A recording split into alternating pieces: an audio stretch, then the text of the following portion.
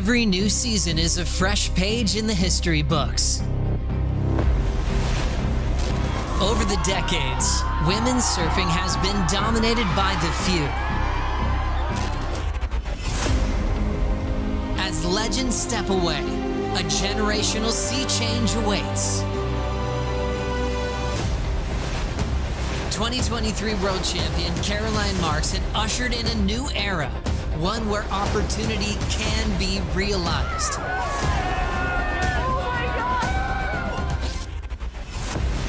Into the 10th year since Brazil won its first world title, the country's men have had a stranglehold on the top spot.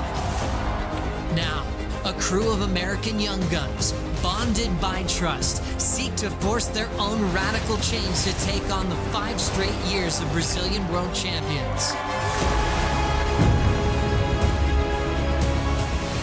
The tour's back, the platform to create a legacy. The chance to write history starts here at stop number 1, the Lexus Pipe Pro, presented by YETI.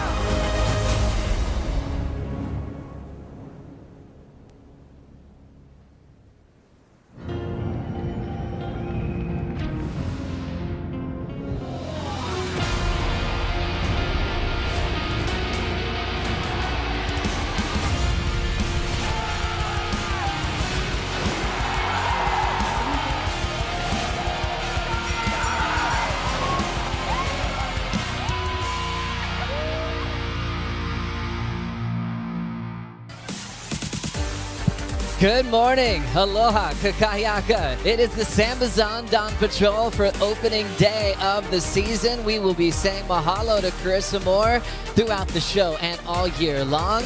We'll focus on the pipeline domination from the go. Callie Slater gunning for a 9th title at this event. And also rookie spotlight, 6'3", 220. The big man, Challenger Series champion, has his hopes for a Rookie of the Year title and more. Take a look at this view. That's the Bonsai Pipeline, which hosts the world's best. One of the most storied and fabled waves with beautiful moments, challenging, frightening, everything. Calling it our favorite stop on tour. Good morning and welcome. We missed you guys. It's been a long off season, and thanks for being with us. Joe Turpel, Big Wave Charger, CT Threat, Felicity Palmateer, and Triple Crown Champ and CT Standout, Jesse Mendes for the morning report. Starting with you, Flick. What is getting you the most excited about the season starting here in 2024? I'm just excited that we're back. I've missed CT surfing, and at a wave like Pipeline with so much consequence, it's really exciting. And I'm excited for these new storylines that are starting to unfold. Oh, totally. I mean, and for you, Jesse, I mean, sitting here, I was up at 4. It's opening day. But, I mean, what's it like as an athlete knowing you're going to compete at Pipeline? What's going through your mind? The anticipation, it's the first event of the year. Everyone wants to get the ball rolling. And not to mention, most of these guys are staying just around the corner. And as the waves get bigger, the power of the ocean shakes the whole house. So you're trying to sleep, trying to get a good rest, and you're just waking up by the house shaking. So it's pretty hectic. Good night for the tour, probably especially the rookies. Let's see what we're going to do for opening day as we say good morning to AJ McCord with Chief of Sport, Jesse Miley-Dyer. Well, Joe, Jesse, I'm glad to know that I wasn't alone in the sleepless night last night, because I am so excited to get the 2024 season started. And Jesse, so exciting to be starting here at Pipeline. What is it about this wave that makes it the perfect spot to kick off the 2024 championship tour? I mean, look, Pipeline's iconic, and for us to be here starting the season, you know, day 1 of the 2024 season is awesome. You know, it's a wave that all the surfers love, and you know, for us to be welcomed by the Hawaiian community too is something we're really thankful for. So day 1 of the window here, walk us through what's going into the decision to make this very first call of 2024. Yeah, so we've obviously got Surfline. They're here with us on site, which is awesome. And you know, we've been looking at the forecast. Today's a pretty easy one in some ways. You know, we can kind of see the wind behind me and, you know, a bit of jumbled surf. But, you know, we definitely have great conditions coming. And for us, when we're looking at the forecast and looking at that entire event window, you know, we know that we have the 4 full days of competition. We can use 6 calendar days to get there. So, you know, we've kind of got to pick those moments for us and for all the surfers to do their thing. Walk me through a little bit of that forecasting more, because you know that you need 4 full days. So how does knowing what you need and knowing the forecast impact your ability to make this best call to start 2024? Yeah, look, we're really blessed that we have a great surfer group, and this is something that we really try to do in partnership with them, particularly at a wave like Pipeline and Backdoor. And we have the best information that we have, and we'll make the best decisions that we can on the day. We're looking for those 4 full days of competition. It's 32 hours that we have, and so when we're looking forward at when we can start, there's definitely a couple of opportunities, potentially even on Wednesday for us. And yeah, there's no real exact science. We've got a great team in the tower. We, everyone works really hard, and we're happy to get all the information that we can in order to make those decisions. All right, so no starting of the Pipeline today, but keep an eye out, Joey. Jess just gave us a little tease, looking for Wednesday. So keep tuned, worldsurfleague.com. Send it back to you guys to get a little bit deeper into that forecast. Love it. Thank you so much, AJ, and our Chief of Sport doing a great job and gave us some insight. It's not just her making these calls, when we go off or on. She's got a great team, especially with Jonathan Warren here from Surfline. A lot of local experts. The surfers as well have their say as we focus on the maps from our forecasting partner, Surfline. Showing us that big blob on screen, Flick. Yeah, you can see the big red blob. So that is this big sort of storm pattern that's moving down from Japan. Large west-northwest swell hitting our coastlines now. But that big blob is actually coming with a lot of wind, a lot of rain. So, it's not looking too favorable for today. That's why we're off. But better easterly winds are forecasted for Wednesday. That's true. Jonathan told us that day looks like a slam dunk, but we'll see how it goes day by day, Jesse, as we look at today's forecast. Yeah, as Flick said, the first few days don't look that great, but it's exciting for us because the wind's going to clock around and it's going to turn more east and then southeast even some mornings. So the second half of the window looks very promising, and we should get some great waves. Locally, it is Monday, so look at Wednesday. That's the day they're kind of targeting for a potential opening day. We will check it again tomorrow, and even later tonight. They'll make decisions on Tuesday, but kind of looking like we're focusing on Wednesday. Cleaner conditions, pumping. Looks like a fair amount of Pipeline and Backdoor. So we've got a lot to look forward to, a lot of choices. There's been so much energy here on the North Shore. It's kind of been non-stop action in the surf, but also non-stop action with big news dropping before opening day as well, as we have a couple of legends that will be missing dearly this season. Stephanie Gilmore, she will take a year off. Rookie in 2007, the GOAT 8-time world champ, will be back in 2025. The one that's a little bit more emotional is Carissa Moore, stepping away from competition, and even at the WSO Awards night with all the tears and the thank you cards she was writing for everybody, it almost makes us wonder if she will be coming back. Oh, it's unbelievable to me. I remember the first time I ever saw Carissa surf. I was about 12 years old. There was a DVD, and she had a section on there doing these 360s, this airs, and I was like, wow, she's surfing so good. She's 12 years old, and fast forward to now, 5-time world champ, Olympic gold medalist, and done so much for women and women in sport and surfing. Gosh, beautiful. And Jesse, gosh, such big news, isn't it? Yeah, it's a big miss for us because we're going to be missing her surfing, all her performances. She's so clutch in every heat and just able to put her heart out in every time she paddles out. So it's going to be a big miss for us, but we're glad for her new journey and, yeah, what she has ahead of her. We will get to hang out with her at Pipe. Obviously, this event also in Tahiti. We're just going to continue to thank Carissa for all she does. A big mahalo to Carissa Moore.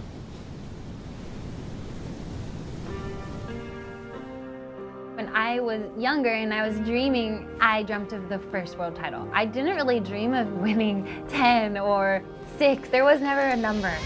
5-time world champion. Give it up to Carissa Moore!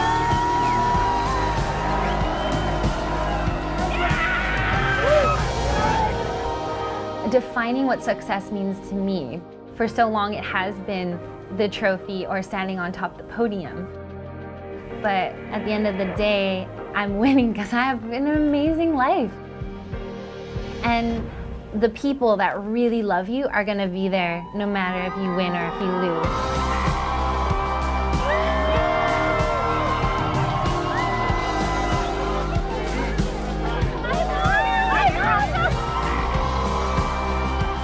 I'm very honored to be up there with the world champions of history. It's so cool. I don't think I could have nothing more written it any better, and I'm really grateful to God, the universe, and everyone behind me. But yeah, I wouldn't be here today without all the love. So thanks, guys.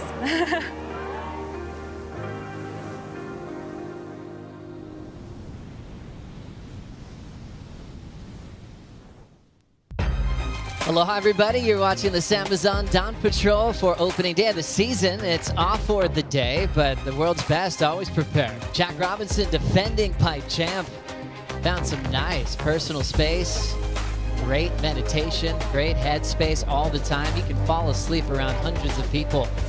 The guy's just amazing. Yoga master, a dad now, too. Representing WA. Flick always happy about that. It's really cool to see Jack just turn into a man in front of our eyes from being this childhood prodigy. He will be having a heat with Rio Waida and also Kelly Slater in the opening round, which really leads us into focusing on our favorites for this event. You know, starting with the men's side, we've got John Florence, local boy, two-time world champ. He's been in this event 14 previous times, averaging an 8th place overall. Medina, this guy's been much more consistent in finals than anyone else in the last decade, but just one win, so he wants more. I feel like he's kind of on a comeback to show that he's the man on tour. And then looking at Kelly, 30 years of competing in this event. His first final, 92. That was with Sonny Garcia, Liam McNamara, Barton Lynch. More recently, 2022, Seth Moniz. I mean, this guy crosses all generations, looking for a 9th win. And just to give you those averages, a little more explaining there, an equal 3rd is what you get when you lose in the semifinals. Equal 5th is what you get when you lose in the quarters. So look at Kelly, averaging 4.5, better than a quarter in all these years. Pipeline is certainly Kelly's fountain of youth, Jesse. Yeah, and it's what's shocking for me, it's hard enough for you to actually keep that consistency in a period of 10 years, which Gabe and John have been doing, but he's been doing for over 30 years, so that's crazy in my mind. Like, I don't know how he can pull that off, and it's just because he's not afraid of putting himself over the ledge and putting himself in critical conditions, and he's the best at it. He is the best, and it's not like he's surfing safe. It almost looks reckless at times, where you think, what's going to happen to his body? This man is unstoppable out here. Oh, it's crazy to me. You know, 92 is the year I was born, and he is still doing it today. It's crazy, and yeah, still so relevant at waves like Pipeline. Unbelievable. When you look at that, I mean, he's older than Cade Matson's dad, and you know, he's still on tour, still relevant, but still as the favorite to win this event. Women's favorites, you got to go straight to Carissa Moore. She's been in all these finals ever since the women got the full-time event at Pipeline, and Moana Jones-Wong, oh my goodness. Just the local hero story. Got called the Queen of Pipeline for good reason. Got the big win in 2022 alongside Kelly when the waves were absolutely flawless. And for Moana, getting a 9th last year, that didn't sit well. She's very competitive, and she's really ready to play the game hard. Riss, it's going to be emotional because, you know, it could be kind of a send-off for her. Jesse, what are your thoughts there? Yeah, definitely. That's added pressure. It might be her last event ever out here at Pipeline, and she wants to perform as good as she can. And what's so impressive about Riss here, she's just so able to identify those good backdoor waves. And not to mention, she's an amazing powerhouse, and she always adds up points after the barrels here, which is a big task for the women's side. And also maybe one of the best to adapt to a brand new event popping on, let alone Pipeline. Absolute phenom, as she is looking to have a big win before she takes a bit of a break from competition. Celebrating Riss as she's in the opening round with Sally Fitzgibbons and Brisa Hennessy. On the other side, though, Flick, Moana's ready. Moana is ready, and she has had amazing performances out here, amazing free surfs. I think, you know, obviously she's earned herself that title, Queen of Pipe, for a very good reason. She's dedicated her life to this reef, and she's also raising the bar for waves of consequence. And there were women that came before Moana, but in this last sort of couple of years, yeah, it's been really impressive to watch her trajectory here. The only thing I'm like wondering is what's that forecast going to look like, and is it going to cater to her surfing Pipeline or not? That's going to be interesting to watch. Moana Jones will have a chance to surf with the reigning world champion Caroline Marks in the opening round, and we know Moana wants to protect her local lineup against the best surfers in the world. We're going to be focusing on a rookie spotlight coming up next as we check out the conditions at the moment. Yeah, Jack Robinson all by himself at back door, enjoying a free surf on the lay day.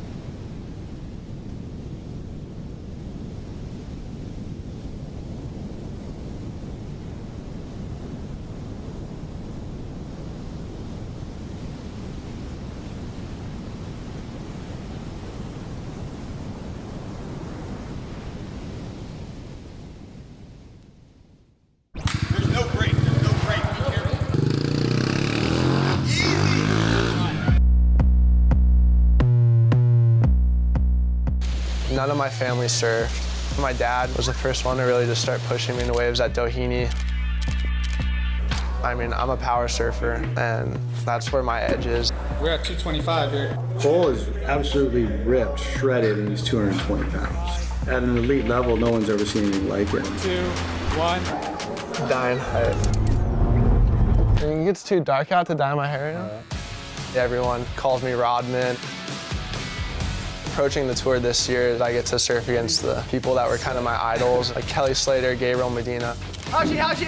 Now I get to do it with my best friends, which is a bonus on top of everything. Journaling's been like a huge thing for me. I have so much stuff going in my head. Surf, train, hang with the boys.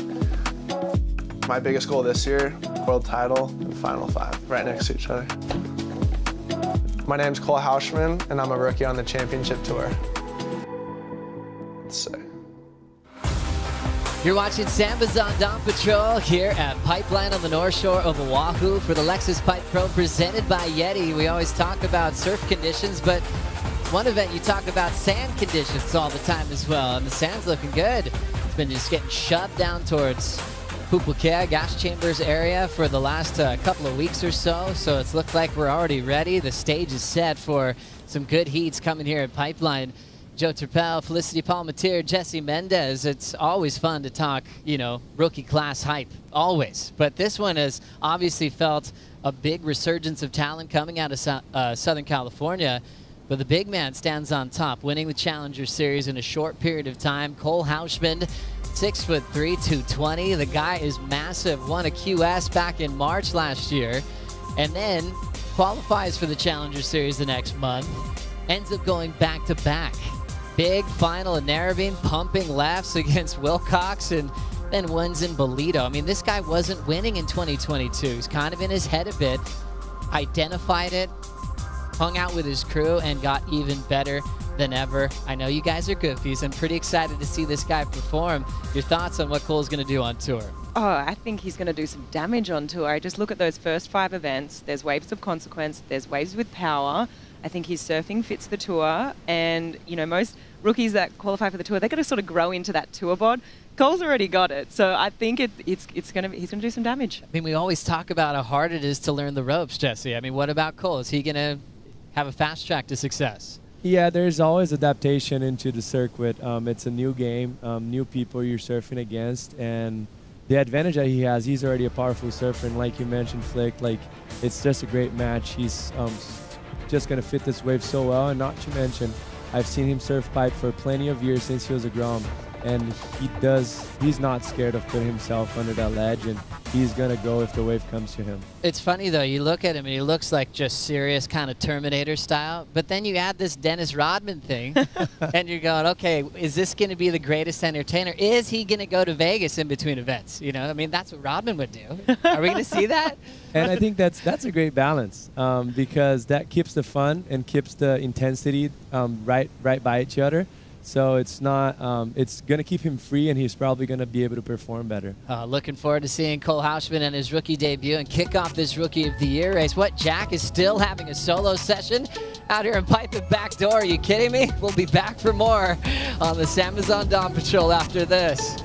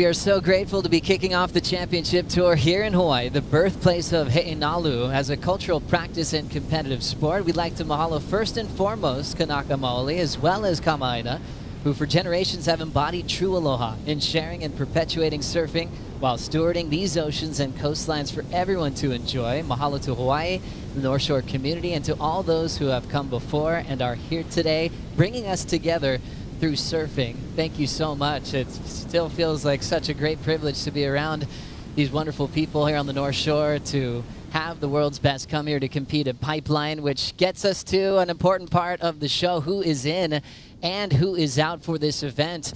A tough one for Joao Chianca, still wishing him the best on his recovery from a scary wipeout at Pipeline. Gilmore once again taking the year off. Hey, she will be back in 2025. And then we got Moana Jones-Wong, Shion Crawford, Jackson Bunch trying to represent Hawaii in this event once again. And then coming off the replacements, Sophie McCulloch is back, and a big one there for Ramsey Boukhim for Morocco. After all those years, injuring himself last year, he's finally going to get to do it, Jesse. Man, I'm so excited to watch him. He worked so hard for over 10 years on the QS, and he's having the chance in the biggest platform, and he matches him so well to be here. Powerful waves. He's a great tube rider, and yeah. Loving it. Remember, check out your fantasy surf teams. You got a couple of days to work it out. Looking like probably Wednesday for a start, but definitely check back in tomorrow. Enjoy the rest of your day. We'll see you then.